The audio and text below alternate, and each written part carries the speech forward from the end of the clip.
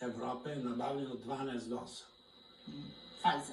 Pfizera. Sad vi zamislite, a ljudi su primili, neki su primili 2, pa nekada je primio 4, ali više od 4 niko nije primio. Znači, u startu se vidi da je to nešto naduveno, da su neki drugi razlozi.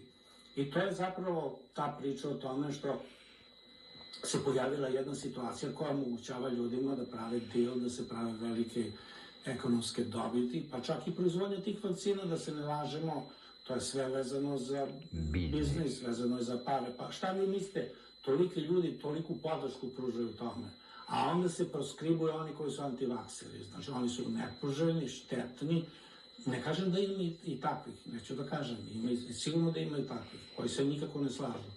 Ali, pazite, kad sad vi pogledate sa tim neželjenim efektima, ja ne znam šta da kažem ako je bio pravo.